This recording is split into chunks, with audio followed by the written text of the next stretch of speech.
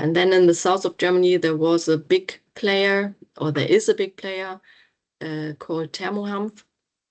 Yeah, they are recently acquired by Kingspan Hemp to a big company, and the hemp cultivation is now located in the Netherlands and Romania. I can't find if there are any hemp cultivation, if there's any hemp cultivation in Bavaria or Baden-Württemberg. And the Naturwerk Borken, that is near to Lower Saxony. They produce in the Czech Republic, and they planned a production a factory in Bad Bentheim. That's in Lower Saxony, the yellow point. But they have to invest more than 5 million euros, so the financing is not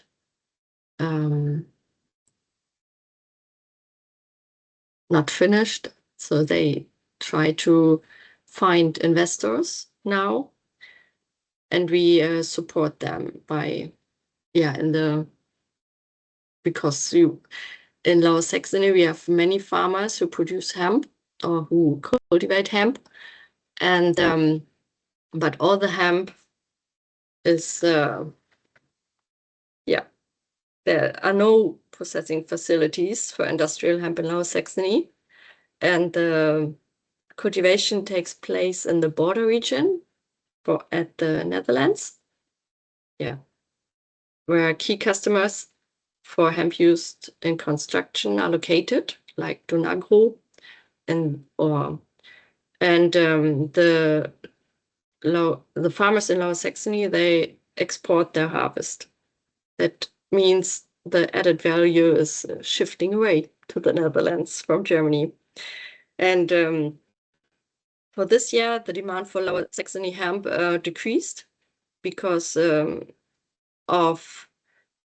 hemp cultivation in the Netherlands became more lucrative because of some regional programs like the Frisian hemp deal that our partners in the Netherlands initiated. Yeah, we will see how this will develop in the near future. It's very exciting to see this development. So I would like to take a closer look to the Handfaser Uckermark. It's one of the first processing plant that was founded in 1996. And at the time of its founding, there was nothing. There was no harvest machinery for hemp. There was no processing technology, no products, no market, or no market for potential products. And today there's a hemp value chain in Brandenburg and beyond. Their products are sold all over Europe. They invented harvesting technology, processing technology, and machineries. And so there's they have a big market and market share. And now there are many opportunities for this, for Handfaser Uckermark. And it's a flagship example of how industrial hemp can ensure a resilient, regional, and circular cooperative-based bioeconomy. And it's community-driven and sustainable. And important for the Bob project, it's scalable and adaptable. And we see that the Handfaser Uckermark replicates his model to other areas. As I mentioned, the Handfaser Geiseltal as a spin-off. And maybe that findings on that will help Naturwerk Borken or our work to to develop and design a value chain for bio-based materials in Lower Saxony or the North Sea region.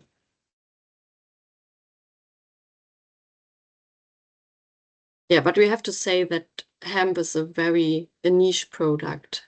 The market share of insulation material made from renewable raw materials in Germany, these are numbers from 2019.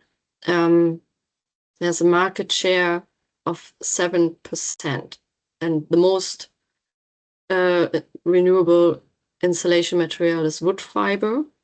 Hemp insulation materials just have a market share from 0.05%.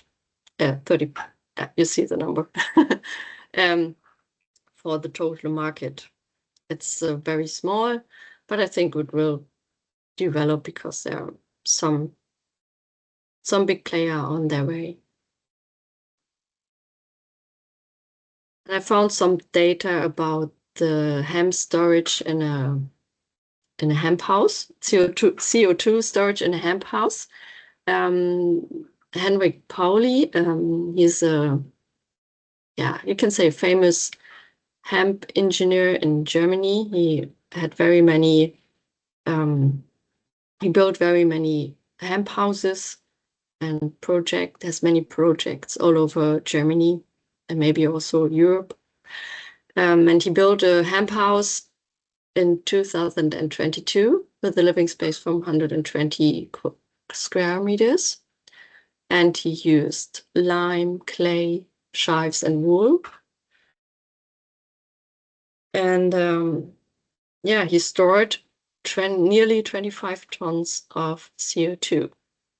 And he made a calculation: if hemp were cultivated for building material purposes on just 5% of arable land in Germany, 300,000 homes could be built with it annually, so every year. And I think that's a good number or a good calculation to think about for the future. That don't need that much land to build very many homes, because hemp is very effective. It grows fast and so on. Yeah, and another topic, many people that want to build in Germany, they say, oh, to build with the renewable materials is very expensive. But in the meantime, it is just 10 or 20% plus compared to a conventional building. But people want to build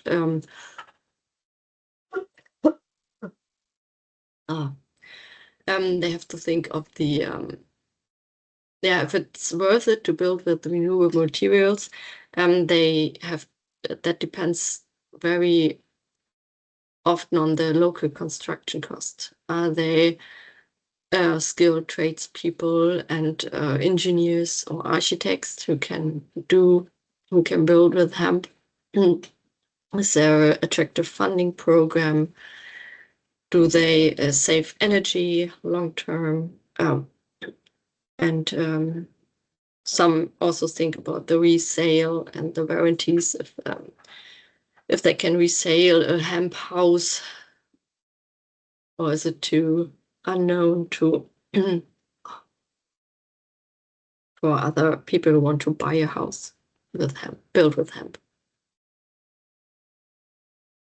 Yeah, within the Bob project, we had a roundtable with the Heidekreis, and there we saw that the most hindering point for the people is to build with hemp is the lack of knowledge among consumers, tradespeople, and architects. And they don't have experience in building with hemp. And for the legal framework, there are also some questions about the warranties and guarantees that are not clear. And within the Bob project, we built a pilot that addresses the lack of knowledge. You can see it at the picture. It's a big transportable container, and this is the content of the container. It's an exhibition of renewable materials, building materials, and it's offering the visitors a hands-on experience of sustainable building, because we have wall models built. We build wall models with our architect. You can see on the picture too. And so people can imagine how a wall built with hemp or flax or typha will look like. Yeah, and then there are some informations about the building materials and where they can buy these materials, because they don't know that these materials exist and that you can buy them or build even a house with them.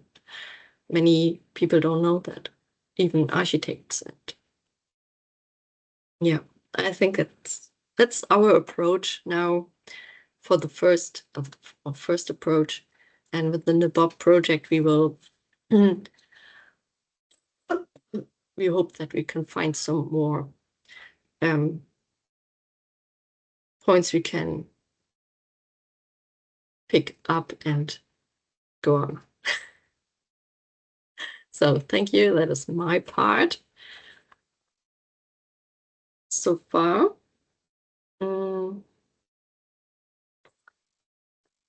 Yes. I think Jihan has prepared some questions. Maybe he can. We have prepared some questions, and Jihan will share them in the chat. Maybe, yeah. And so while you're answering it, and maybe I can give now the word to Henrik.